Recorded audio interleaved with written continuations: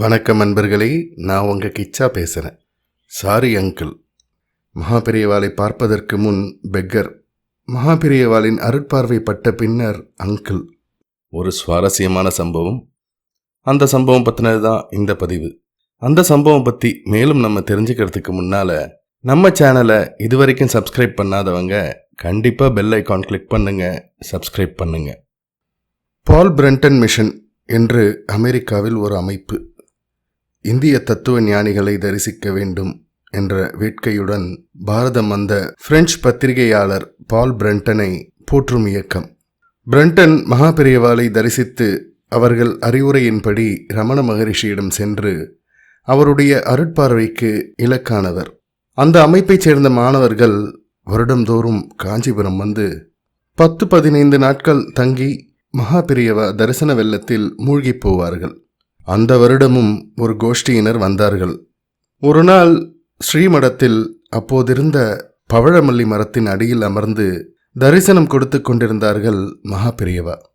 மகாபெரியவா கண்களை மூடிக்கொண்டிருந்தார்கள். அமெரிக்க பையன்கள் மகாபெரியவாளை சுற்றி உட்கார்ந்து கொண்டு கண்களை மூடி தியானத்தில் இருந்தார்கள். நிசப்தம், ஓர் அரவமும் இல்லை. மகாபெரியவாளுக்கு பணிவிடை செய்யும் பணியாளர்களான பாலுவும் வேதபுரியும் அந்த இடத்தை விட்டு ஸ்ரீமடத்தின் வாசற்புறம் வந்தார்கள்.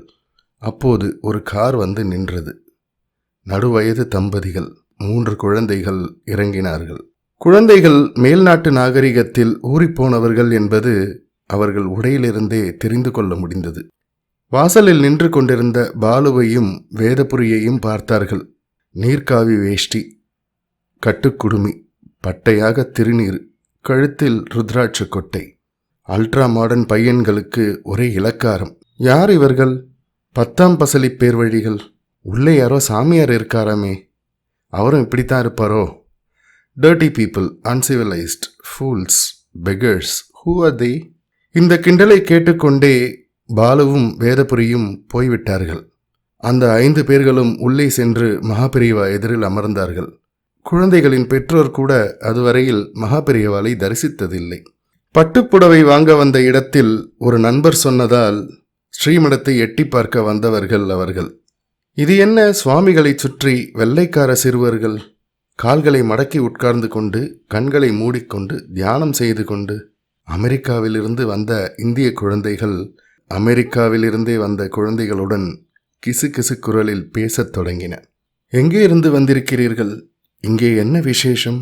என்ன பர்பஸ்? இங்கே வந்து எத்தனை நாள் ஆயிற்று? ஓர் அமெரிக்க பையன் உற்சாகமாக பதில் சொன்னான்.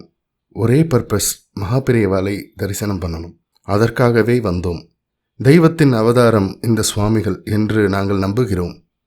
இவரை தரிசிப்பதால் எங்கள் ஆன்மாவில் புதிய சக்தி ஏற்படுகிறது. அது வாழ்நாள் முழுதும் இருந்து கொண்டே இருக்கும். இது ஒரு பெரிய பாக்கியம். இந்திய பையன்களுக்கு இப்போதுதான் புத்துளி தோன்றியது. ஆஹா, அமெரிக்கர்கள் இந்த இந்திய சேஜை பார்க்க வருகிறார்கள். ஆனால் இந்தியன்ஸான நமக்கு இந்த மகானை பற்றி தெரியவில்லையே. Shame, shame. மகாபெரியவாளின் மௌனம் கலைகிறது. தம்பதியையும் குழந்தைகளையும் பார்த்து விசாரிக்கிறார்கள். மகாபெரியவாளை குழந்தைகள் கண் கொட்டாமல் பார்க்கிறார்கள்.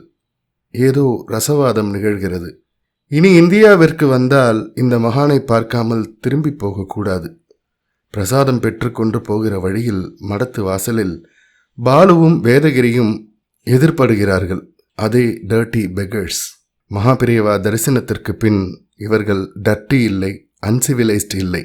அந்த 3 குழந்தைகளும் ஒரே குரலாய் சாரி அங்கிள். மகாபெரியவாளை பார்ப்பதற்கு முன் பெக்கர், மகாபெரியவாளின் அருட்பார்வை பட்ட பின்னர் அங்கிள். ஜெய ஜெய சங்கர, ஹர ஹர சங்கர.